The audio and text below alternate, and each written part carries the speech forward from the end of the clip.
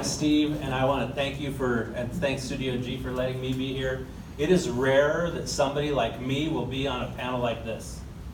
Okay, and here's why. I'm the guy that you need, but you don't want to pay for. You need an investor, you need an attorney, you need to develop your products, you need some help figuring out how you're going to structure your split, but when you're coming up to that roadblock and you're not growing and you're not getting it done, you're the guy that's going to say, oh, I can do it myself. That's okay. I'll just hunker down and I'll do it. The business coach is the guy that's going to help you and push you beyond that wall.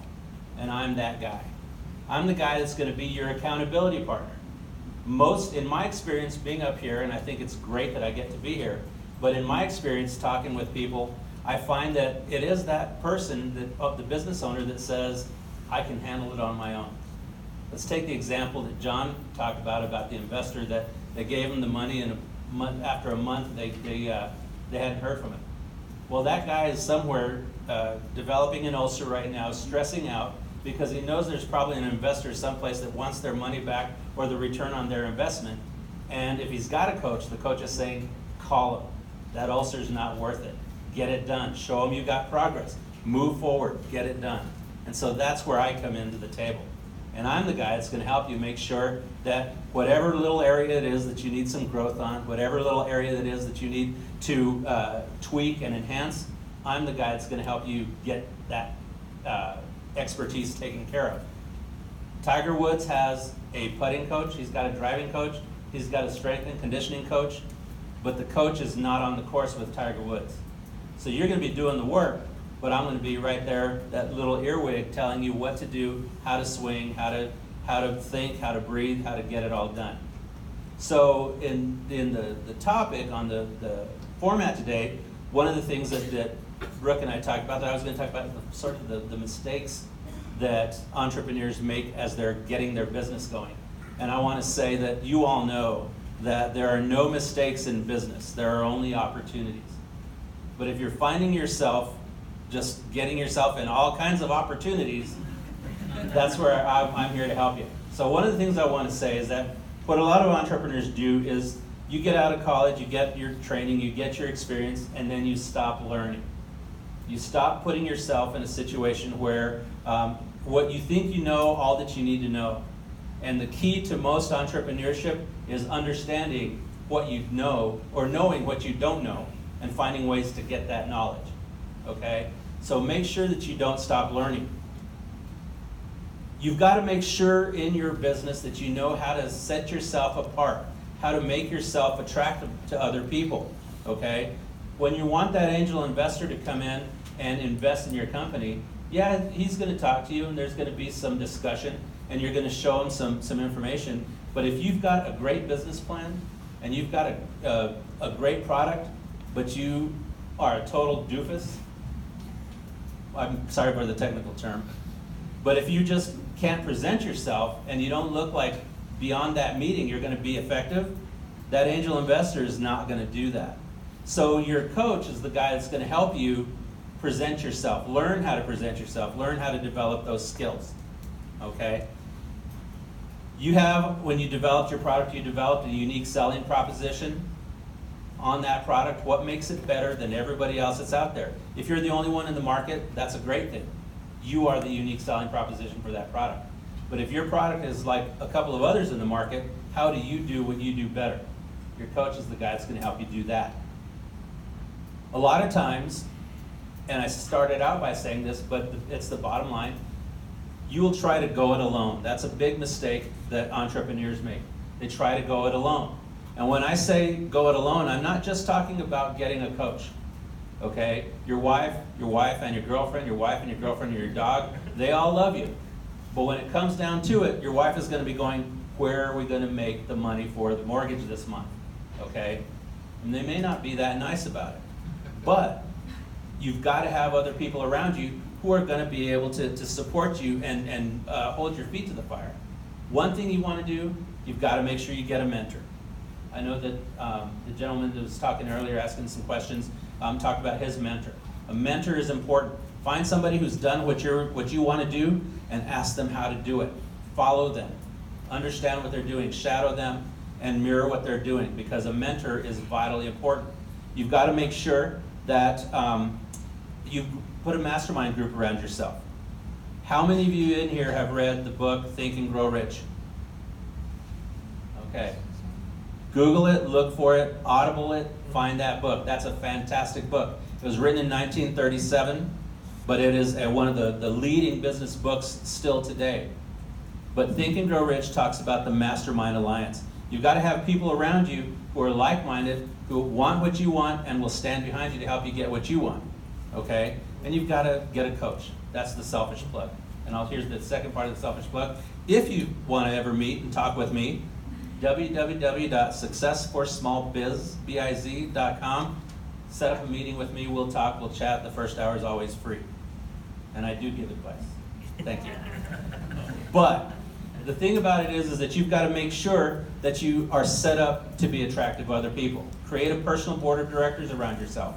A group of people that will hold your feet to the fire and will be your accountability partner. But the last thing that I want to say that most entrepreneurs do, and maybe they don't even start, they get an idea, they go to market with their product, but they don't know how to sell.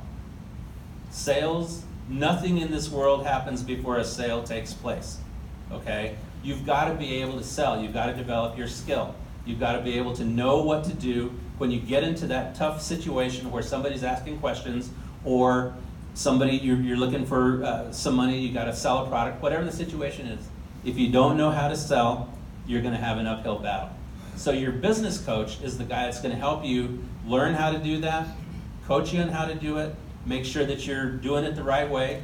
And if he's like me, he's a sales geek. I love to sell, I love to cold call, I love to get people out there, and I'm going to make you do that so that you can develop that acumen as well. So that's Success Incorporated, and I'd love to answer some questions if you've got any. Yes, ma'am. So during the first free hour, what should we bring with us? What I want to see in your first hour is I want to see you, okay? I've got a phrase that I use a lot, and it's you, be you. I want to know who you are. I want to know what's driving you. I want to know where you want to go. I asked the magic wand question that says, if I waved a magic wand today and you had everything that you wanted in place, what would that look like? And then we're going to create an action plan together to make sure that you get to that. Now, at the end of that first hour, we may not determine that we want to work well together, okay? We may not have a right fit. What you want to do may not be within my wheelhouse, but the coaching industry is a $9 billion industry, and it's growing. So there are a whole network of coaches that I could refer you to find somebody who would be the right and perfect coach for you. But I want to know who you are and what you want to accomplish. Any more questions on business consulting?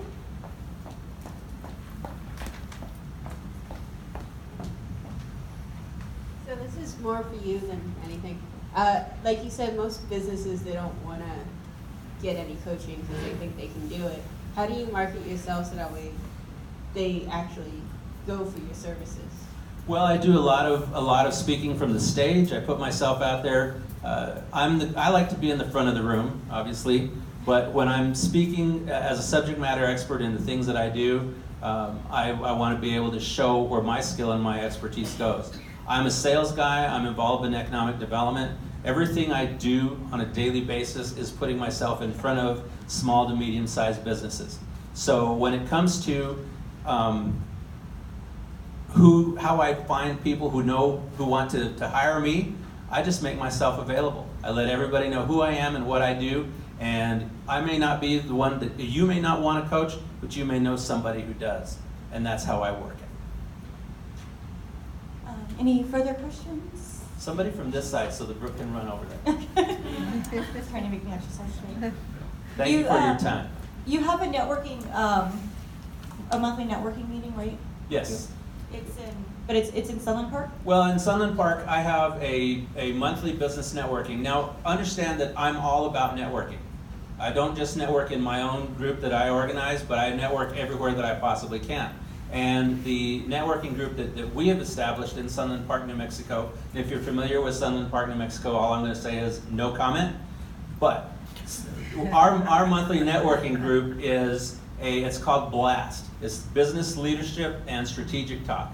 And it's a monthly group where we get together and talk about business issues, talk about local issues, talk about regional issues. But my whole goal is if I can bring two people together that will facilitate the exchange of goods and services, my job is done.